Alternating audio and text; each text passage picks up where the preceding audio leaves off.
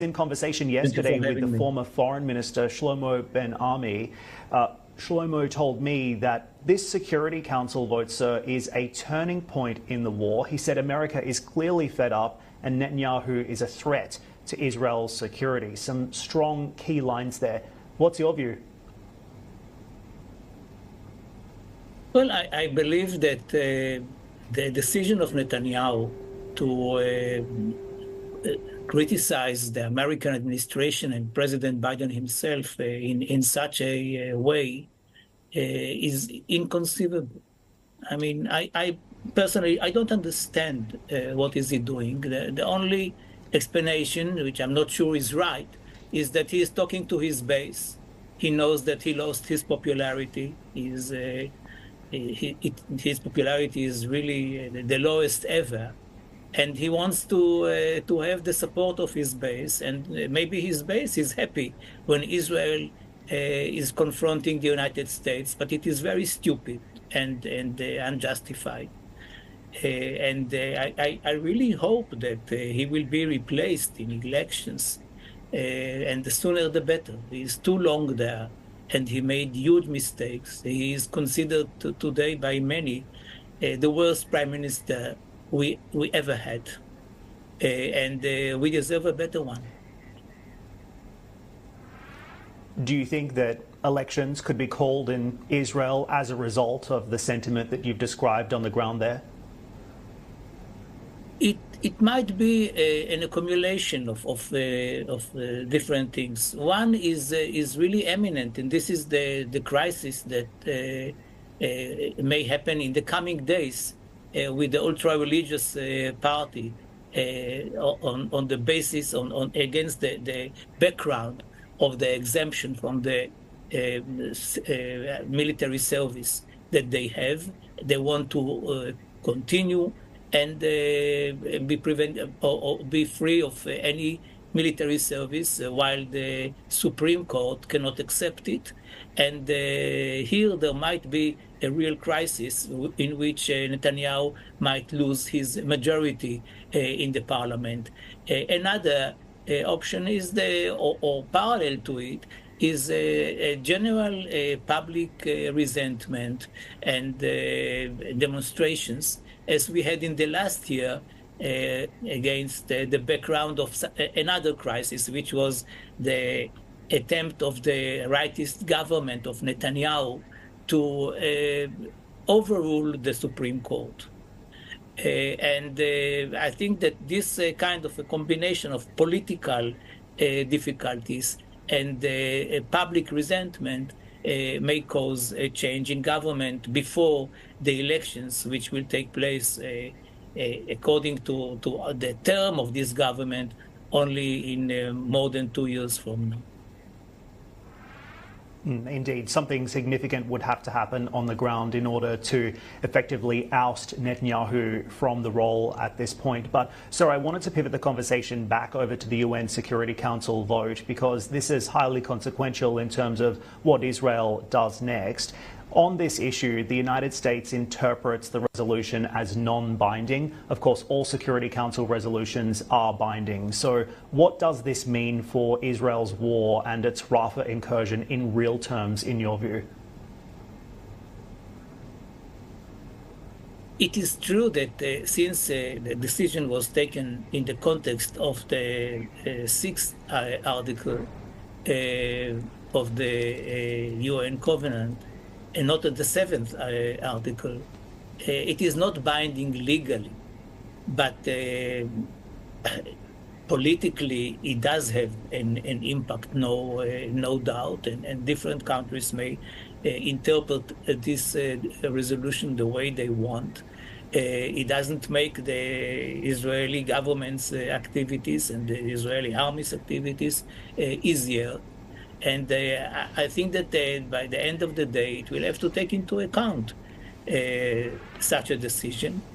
The fact that today Israel is negotiating in a way with the United States the military operation, the future military operation in the south of the Gaza Strip, is significant.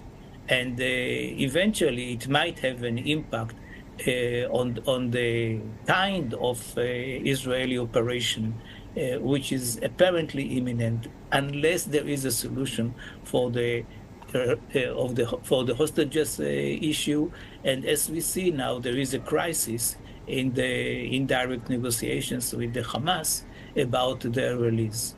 And it is really crazy. I mean, they are keeping people, babies, 1-year-old babies, as hostages. So it's a lunatic situation, one must admit. I mean, to speak about murderers who are asked to be released from jail for babies who were kidnapped by lunatics. It's not the classical situation of two armies fighting each other and exchanging hostages and whatever. And in this crazy situation, one must act. I don't envy Netanyahu, but I don't understand him. So let me ask you this. We've already heard from the foreign minister and the defense minister in Israel who say they will continue to fight on until all hostages are released. But at the same time, there's a clear rift emerging between the United States and Israel now. And you could argue that Israel is looking increasingly diplomatically isolated on the world stage as a result.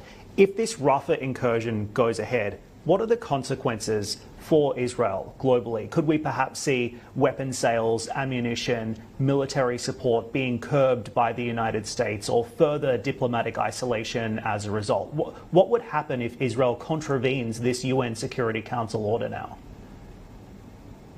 Well, I believe that Israel cannot afford it, and that such a scenario will not take place. I mean, it is not possible for Israel to confront the United States, especially after the last months in which the United States and the Biden administration helped Israel so much and maybe even saved Israel. So you have today a very, very strange situation. On the one hand, Israel for sure is the victim of a crazy attack, and immediately after few days it became the Goliath and the one which is criticized by the whole world, and the United States, which and the president who came to us and promised to help and did help in a very significant way, is becoming in no time the nemesis. It's very difficult to understand why did it happen. And I cannot believe that Israel will not take into consideration the last diplomatic developments and continue a confrontation with our best friend. What happens next, Yossi, as we look at this situation continuing to unfold, what is clearly a crisis in Israel and, of course, international condemnation of its conduct in this war? How do you expect this to be resolved, and what does the timeline look like? Well, first of all, this war takes too long. And of course, it is a war between a regular army and a terrorist group which has an area, a land on which it works and operates. It cannot go on forever. So I think that the very important offer of the Biden administration for a solution, a much bigger solution rather than the concrete solution now, but a solution in which all the hostages are freed, we end the military confrontation, and there is another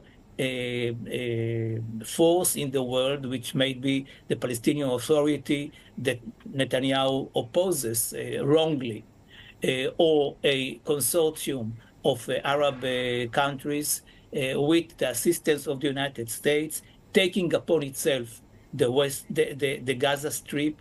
Hamas is not governing the Gaza Strip.